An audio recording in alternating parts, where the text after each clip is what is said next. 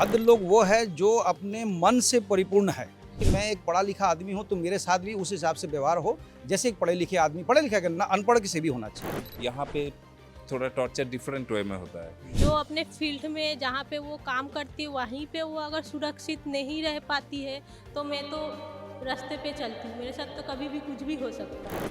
कोई भी रहना नहीं चाहता क्योंकि यहाँ पे नौकरी ही नहीं है। आपका ऑडिट क्या कहता है, पास या फेल? बुरी तरह से फेल, हर पैमाने पे fail. Free and fair election अगर होगा तो बदलाव जरूर निश्चित। मोदी चाहिए कि दीदी चाहिए? मोदी चाहिए, मोदी। नमस्कार, मैं रितेश कश्यप पांचजन्य से। अभी हम लोग आए हैं पूरे बंगाल को घूमने के बाद। बहुत चर्चा होती है भद्र लोगों की कि भद्र लोग निकलेंगे कि नहीं निकलेंगे। रास बिहारी विधानसभा है, यहाँ से कई सारे लोग, ये जो क्षेत्र है विशेष तौर पर भद्र लोगों के लिए प्रसिद्ध है।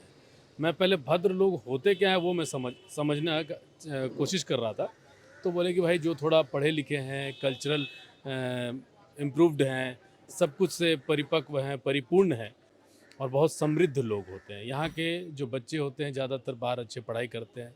ये लोग विशेष तौर पर बहुत छोटे छोटे विषयों को लेकर के परेशान नहीं होते हैं और इसी चक्कर में इन पर भी ये आरोप लगता है कि ये लोग वोट देने नहीं निकलते हैं, जिसकी वजह से समाज में परिवर्तन नहीं हो रहा है। तो ऐसे ही में हम इस चाय के दुकान पर थे, एक डॉक्टर साहब जा रहे थे, हमने उनको रोका। हम उनसे बात करेंगे कि क्या स्थिति है चुनाव की। नमस्कार सर। नमस्कार। क्या नाम हुआ दादा? मेरा नाम पार्थपाल है। पार्थोपाल जी। है।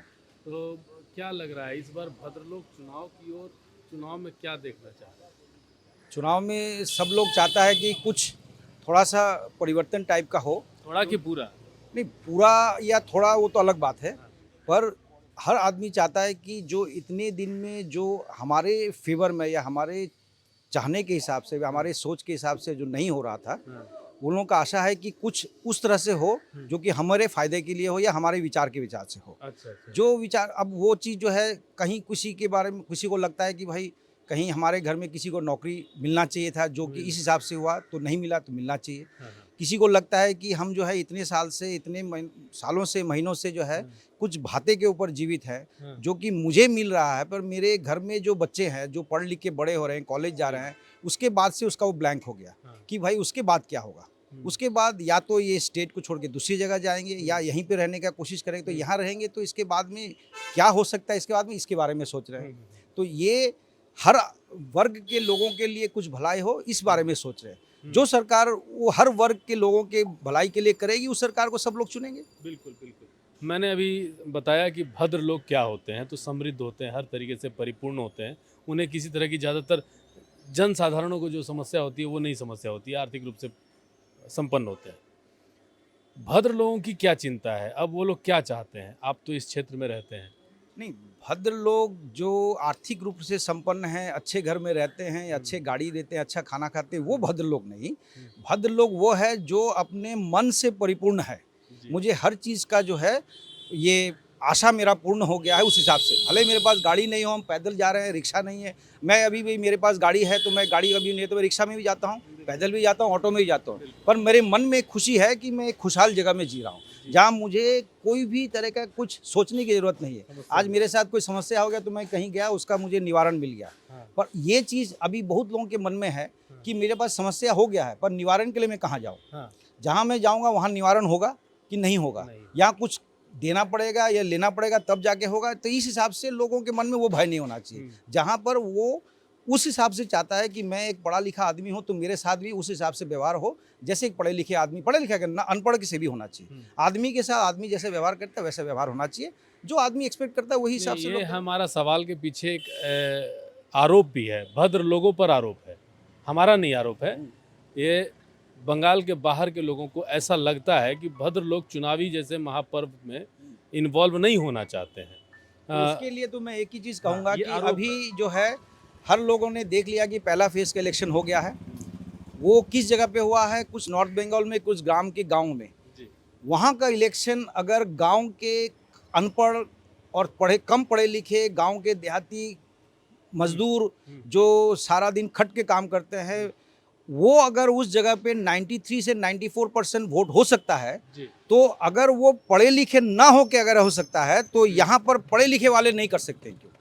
अगर वो पढ़े लिखे लोग अगर 95% वोटिंग नहीं करते हैं तब उसको हम कहेंगे कि वो खाली लिखाई पढ़ाई में पढ़े लिखे हुए हैं, दिमागी लोग से पढ़े लिखे नहीं। गांव के लोग अगर 95% वोटिंग करेंगे तो शहर में क्यों नहीं करेंगे? वो लोग तो और जानते हैं कि पॉलिटिक्स के बारे में क्या होता है। पॉलिटिक्स को समझते और हैं। ये चुनाव जो है इससे ये जो है सेलिब्रेशन ऑफ डेमोक्रेसी है। Everybody should participate. बिल्कुल सबको लगना चाहिए कि गांव का पढ़ा लिखा आदमी नहीं है जो लाइन में लग के 95% वोट दे सकता है, तो मैं क्यों नहीं दूंगा? कोई जिम्मेदारी सिर्फ एक दो लोगों की नहीं, हम सबकी सबकी है। सबकी। कोई अगर किसी कारणवश अगर हो गया, किसी का मरीज में भर्ती है, अस्पताल में भर्ती है, फलाना फलाना रिस्पॉन्सिबिलिटी है, लाइबिलिटीज है, अलग बात है, तो ठीक है, फिर भी वो समय निकाल के शाम तक 6 बजे जा ही सकता है। एक्सेप्शन तो हर जगह होता है।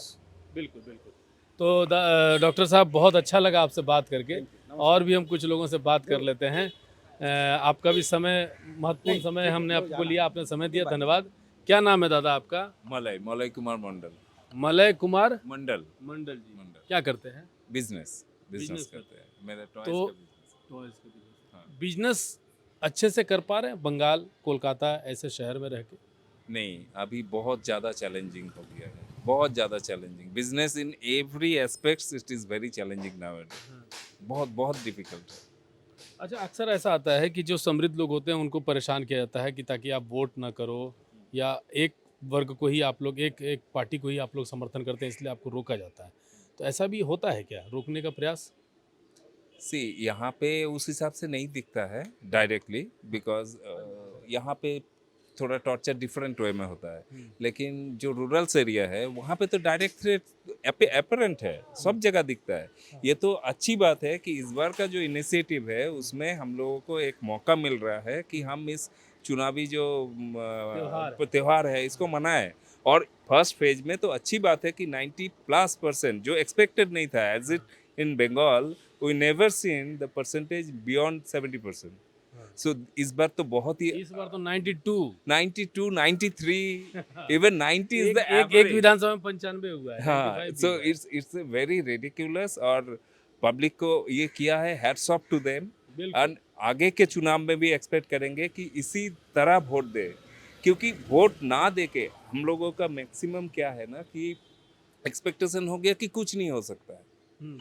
और पूरा व्यवस्था भी थोड़ा ढीला ढाला था। लेकिन इस बार जो पब्लिक को सपोर्ट में कि वो जो डर को जो हटाना है, ये भरोसा भी सरकार की तरफ से दिया गया है। बिल्कुल, जो इलेक्शन कमीशन का भी कुछ स्टेप्स और मेजर्स है। जब हम मतदान जैसे पर्व में भाग अपनी हिस्सेदारी नहीं लेंगे, हम वोट नहीं करने जाएंगे, तो फिर हमारा अधिकार भी नहीं बनता कि हम कंप्लेन किसको करें फिर। ये भी तो बात है ना। Exactly, that's true. सिर्फ कंप्लेन करने से नहीं होगा, जब मेरा हिस्सा है तो मेरे को आपकी जवाबदेही जवाबदेही देना है। चुनना। करेक्ट। आइए इधर आ जाइए। क्या नाम है आपका? निकिता शर्मा। निकिता जी, आप एक लड़की हैं, क्या करती हैं? मैं ट्यूशन पढ़ाती हूँ। ट्यूशन पढ़ाती हैं।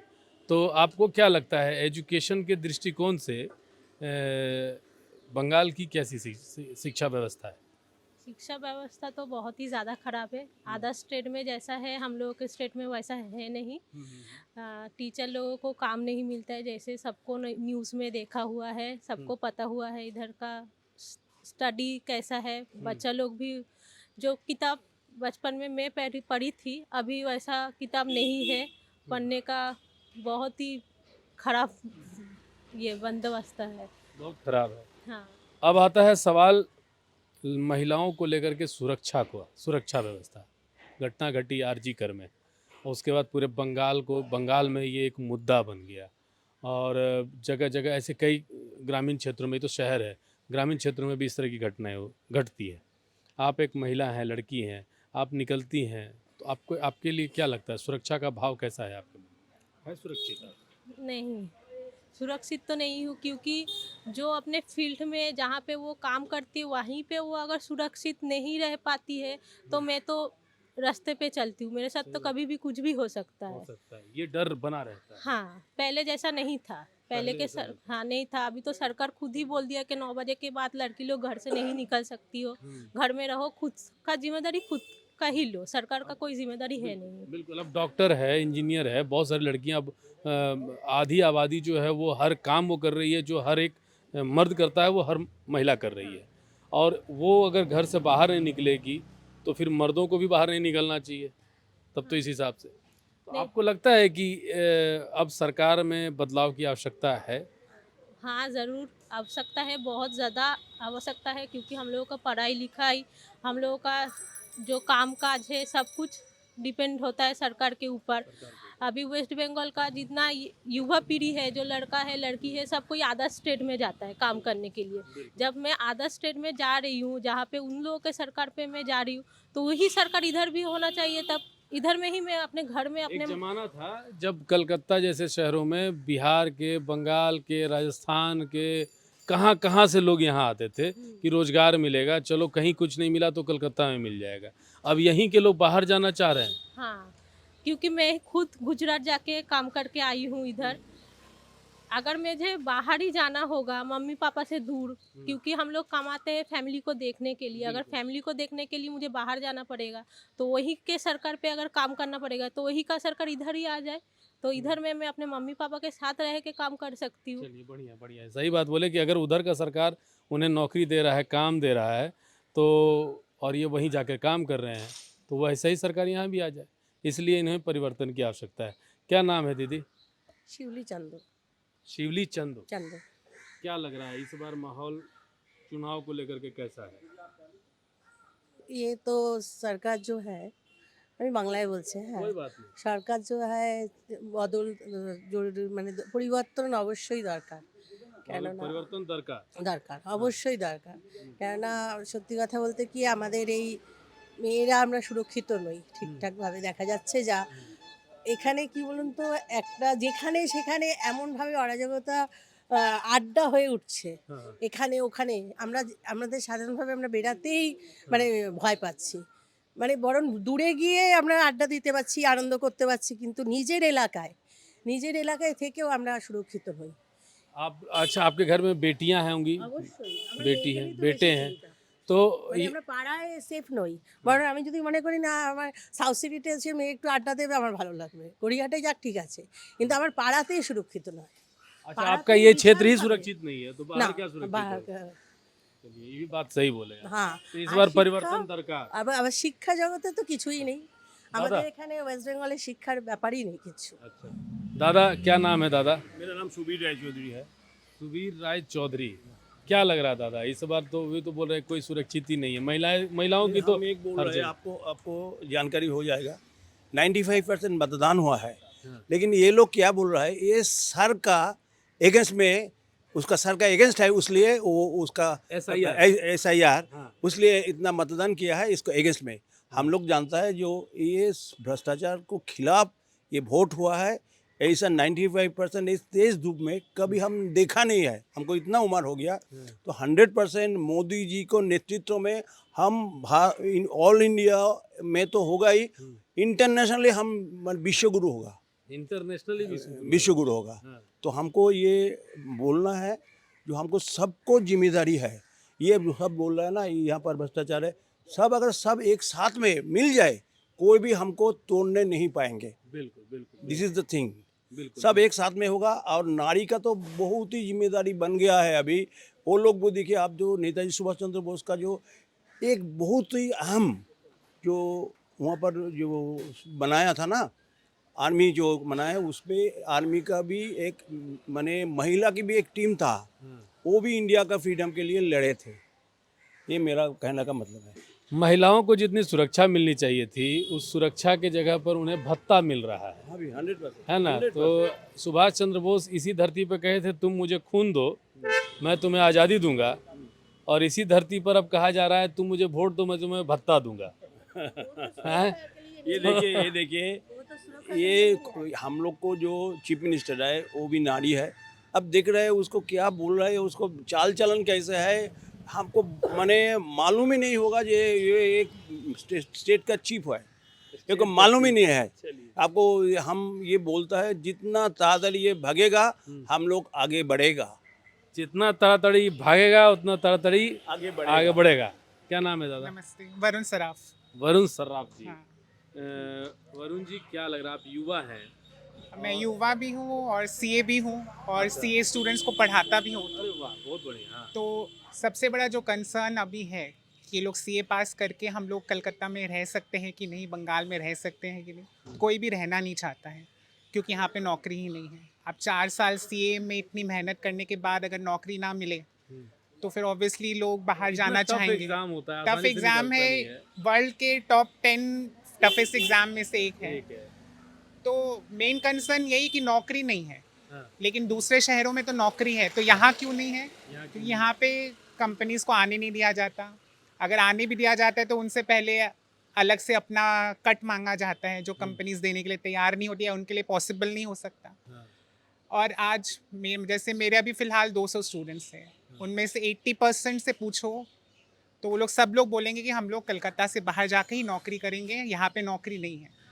आज माँ बाप को इस उम्र में छोड़ के जाना किसी भी बच्चे के लिए मतलब किसी को वो खुशी नहीं देगा। लेकिन ज्यादातर लोग अब सिंगल चाइल्ड डबल चाइल्ड से ज्यादा रखते नहीं है, तो उनके लिए भी ठीक at the end of the day घर चलाने के लिए पैसे चाहिए, और पैसे जब यहाँ मिल रहे नहीं है तो बाहर जाके काम करना ही होगा, मजबूरी भी है। मजबूरी भी है।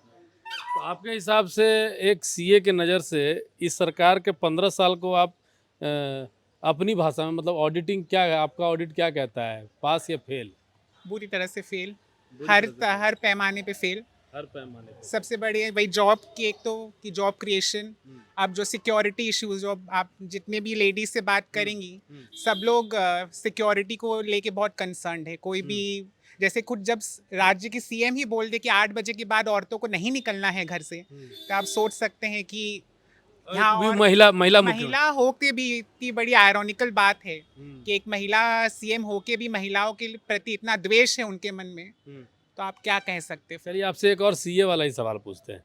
दादा एक बात बताइए, एक सरकार है जिसका काम होता है जनता की रक्षा सुरक्षा, उनकी व्यवस्था, उनके लिए जीवन यापन करने की व्यवस्थाएं पूरी कराना, जो सब काम करे या जो जो काम कर रहा है, मान लीजिए आप व्यापार कर रहे हैं, कोई पढ़ाई कर रहा है, वो सुरक्षित रहे, उसको कोई परेशानी ना हो, ये एक होता है। लेकिन जो भत्ता का जो कंसेप्ट आ गया, 1500 रुपया युवा साथी, 1500 रुपया लक्की भंडार, ये इन चीज़ों का ये से लाभ हो रहा है बंगाल को कि भाई गरीब लोगों का पेट भर रहा है, ऐसा उनका कहना है, इसीलिए हम 1500 दे रहे हैं। लेकिन ये सही है राज्य के लिए या किसी भी देश के लिए, किसी भी स्थान के लिए?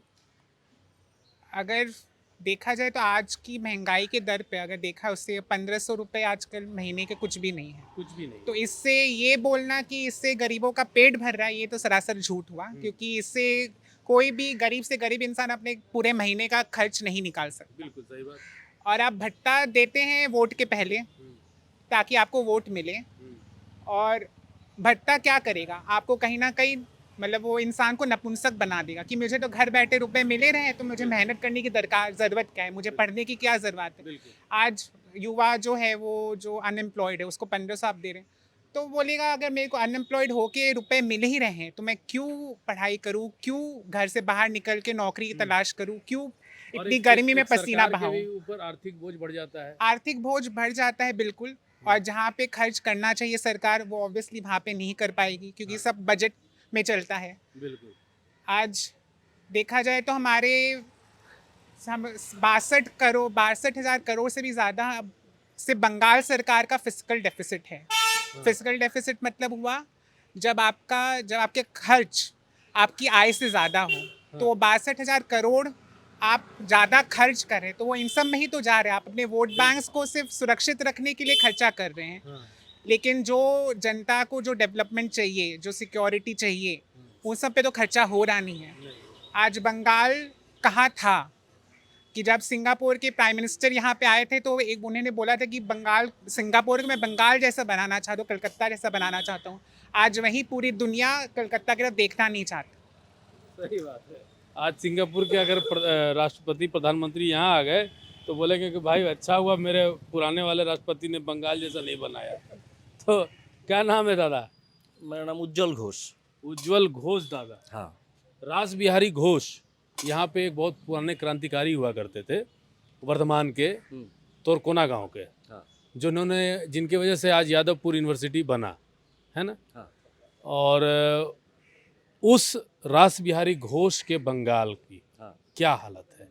उनका तो विरासत देखकर आ गए, उनका तो घर ढहने वाला है कभी भी, जिनकी वजह से आज इतना कुछ हुआ। ऐसे क्या स्थिति है बंगाल की? वो भी डर है? नहीं, पहले तो डर का माहौल थोड़ा बहुत था, अभी भी है, लेकिन कुछ दिनों से मुझे थोड़ा चेंज लग रहा है। लोग बंगाल पुलिस बदल गई। हाँ, तो मतलब चीफ मिनिस्टर में भी बोल दिया कि उनके बात अभी सुन नहीं रहा है। अच्छा। तो ये तो है बात। और पर्टिकुलरली मैं रासबिहारी के बारे में बोलना चाहता हूँ। अभी इस बार स्थिति बहुत ही अच्छा है कि ज़्यादातर जो वोटर है जो स्लम एरिया में रहता है, ये रासबिहारी विधानसभा ही है ना? हाँ, ये रासबिहारी विधानसभा ही है। हाँ। तो पहले डर का माहौल था, मैं फिर भी बोल रहा हूँ, तो कुछ दिनों से मैं देख रहा हूँ सब चुपचाप, मतलब साइलेंस। और ये साइलेंस ही आपको मतलब बोल रहा है कि यहाँ पे बदल होगा और बदलाव आएगा और लोग मतलब बिना डर के वोट देने के लिए जाएंगे। हाँ, और पिछले टाइम क्या हो रहा था, यहाँ पे वोटर थे, उनका वोटर आई कार्ड, जो भी आई कार्ड, वो पहले से गुंडा लोग ले लेते थे और उसको वोट देने के लिए मतलब नहीं दे देते थे। बोले कि तुमको नहीं जाना है। हाँ, वो सब उनके। छप्पा तो वोट। इस बार ऐसा मुझे लग रहा है नहीं होगा। और अगर खुद का वोट खुद मतलब दे पाएंगे तो आप बदलाव जरूर है। चलिए, ये एक बहुत बढ़िया बात बोले कि अगर हम खुद से वोट दे पाएंगे तो बदलाव तो होगा, और अगर माने फ्री और फेयर इलेक्शन हुआ तो बदलाव तो निश्चित है। नहीं, और बंगाल में भी मतलब सेम हाल है। फ्री एंड फेयर इलेक्शन अगर होगा तो बदलाव जरूर निश्चित, मतलब इसमें कोई मतलब कन्फ्यूजन का कुछ बात ही नहीं है। क्या दीदी, नमस्ते। नाम रूपाली मंडल। आप हिंदी में बोलिएगा कि बांग्ला में? बांग्ला। बांग्ला, ठीक है दीदी। तो हम थोड़ा सा अगर नहीं समझेंगे तो आप समझा दीजिएगा थोड़ा सा। तो ये है कि क्या लग रहा है दीदी, अब बंगाल का माहौल बदलेगा? बदलानो दरकार। बदलाने दरकार। पलटाने दरकार। পাল্টানো দরকার। अच्छा, ये नारा आप लोग भी बोल रहे हैं? হ্যাঁ, আমাদের আচ্ছা। লক্ষ্মী ভান্ডার চাই না, আমরা কর্মসংস্থান চাই, কাজ করে খেতে চাই। हाँ। काम करके खाएंगे। हाँ, कोई बात हाँ। नहीं, हम इतना समझ रहे हैं, नहीं समझेंगे तो पूछ लेंगे। আর লেখাপড়ার ব্যবস্থা তো ভালো না, কারণ ছেলেপুলেরা লেখাপড়া করতে চাইছে না, যে এমনিতে পাশ হয়ে যাব, লেখাপড়া করে কি করব। আর দ্বিতীয়ত চাকরি তো পাবোই না, এই রাজ্যেতে চাকরি নেই, সেই কাজ করে খেতে হবে, তাহলে কেন লেখাপড়া করব, এই ধারণাটা চলে এসেছে মানুষের মধ্যে, বাচ্চাদের क्या মধ্যে। करते हैं आपके बच्चे, क्या करते हैं? বাচ্চারা পড়াশোনা করছে কিন্তু সেইভাবে পড়াশোনা করতে চাইছে না, যে চাকরি তো পাবো না বাংলায় বাস नौकरी नहीं है उनको? না, अच्छा। বাংলায় তো চাকরি পাবো না, তাহলে পড়াশোনা করে কি করব। আচর চাচরে ভরে গেছে, যদি কেউ কিছু কাজ করে তো সেটা কাটমানি দিতে হচ্ছে, যদি আমি একটা কল বসাই তার अच्छा, कुछ কাটমানি काम দিতে करेंगे तो कटमनी देना है। কাটমানি দিতে হচ্ছে, हाँ। তাই জন্য পাল্টানো দরকার। इसलिए पलटाने के दरकार है। चलिए, आपका मदद नहीं लेना पड़ा हमको, कुछ हद तक हम भी समझ गए। तो ये है भद्र लोगों की कहानी, और अब हम बात करेंगे भद्र लोगों को चाय पिलाने वाले की कहानी भी। क्या नाम है दादा? हमारा नाम निताई है, निताई आप दास। इतना भद्र लोगों को चाय पिलाते हैं, क्या लग रहा है माहौल? तो इतना साल से देख रहे हैं, क्या लगेगा, हमारा कोई ही नहीं है। क्या नाम है? नाम क्या बताए थे? निताई दास। निताई दास दादा। निताई दास। निताई दास। तो माहौल बदलेगा बंगाल में? बदलना चाहिए। बदलना चाहिए। क्यों बदलना चाहिए? यहाँ क्यों बदलना चाहिए? दादागिरी, हाँ, कोई नारी सुरक्षा का कोई ही नहीं है, कुछ नहीं है, जो चलता है वो देख बोलने का लायक नहीं है। दादागिरी है। दादागिरी है, सब कुछ है। आप लोग को भी परेशान करता था क्या कोई? हम लोग को परेशान करेगा? जैसे आ गया कोई, भाई जबरदस्ती चाय पिलाओ। नहीं, ऐसा होता नहीं। हाँ। कभी कभी ये करता है, हमको ये देना पड़ेगा, ये देते जाओ, ये दे जाओ, ऑर्डर। अच्छा, आप लोगों से भी वो रंगदारी लेता है? ऑर्डर करने लगता है। उसी को बोलते हैं कट मनी, जिसको बोला जाता है रंगदारी। बिहार, झारखंड, यूपी में बोला जाता है रंगदारी, और यहाँ बोला जाता है कट मनी, तोलाबाजी। है ही नहीं है, कुछ नहीं है। इधर आइए दादा। ए दादा, यही हो गया। क्या बोले दादा? आईडी फैक्ट्री समूचा केस फेस क्या हुआ? कोई ये है नारी के लिए कुछ किया है? कुछ नहीं किया। आरजी कर में जो हुआ ना, डॉक्टर आर्टिकल का है, बहुत जगह, कॉलेज फॉलेज, स्टूडेंट, हॉस्टल पोस्टल में सब जगह में हुआ है। पेपर पढ़ता है, जानता है, उसलिए देखता है। बिल्कुल बिल्कुल बिल्कुल। यही है। आपका बाल बच्चा क्या करता है? हमारा बाल बच्चा 2 लड़का है, 2 लड़का नौकरी करता है। वही नौकरी चाकरी? ग्रेजुएशन कंप्लीट करके थोड़ा वही मेहनत मजदूरी करता है। यही करता है। चलिए, बहुत बढ़िया। तो ये हैं दादा। क्या कर रहे हैं दादा? क्या करते हैं? साइकिल पंचर करते बनाते हैं। अच्छा, क्या लग रहा है माहौल? बांग्ला बोलनी है। के चाहिए? मोदी चाहिए कि दीदी चाहिए? मोदी चाहिए, मोदी मोदी चाहिए। मोदी चाहिए, अच्छा, क्या काहे चाहिए? अच्छा करने के लिए। अच्छा है, वही ठीक है। वही ठीक है। दीदी नहीं? दीदी नहीं, अच्छा से रहने के लिए। हाँ, तो दीदी नहीं चाहिए? दीदी नहीं चाहिए। क्यों नहीं चाहिए? दीदी काम ठीक नहीं करता है। काम ठीक नहीं करता है। तो देवाशीष कुमार फोटो लगाए हुए बगल में। वो कौन लगाए, हम दिखा नहीं। ठीक है, तो ये है लोगों की प्रतिक्रिया। रास बिहारी विधानसभा की स्थिति आपको हमने बताई। कैसा लगा आपको वीडियो ज़रूर बताइएगा। लोग कितने क्या मन में है उनके, वो हमने उनके मन की बात आप तक पहुंचाने की कोशिश की। चाय की दुकान थी, कुछ लोग बैठे थे, तो हम लोगों ने सोचा कि चाय पर जो चर्चा होती है वहीं से राजनीति हर जगह की शुरू होती है, चाहे वो कहीं भी हो। तो हम लोग चाय दुकान पर यहाँ पर राजनीतिक चर्चा को समझने आए थे, बंगाल को भी समझने का प्रयास कर रहे थे। रितेश कश्यप, 5 जन, नमस्कार।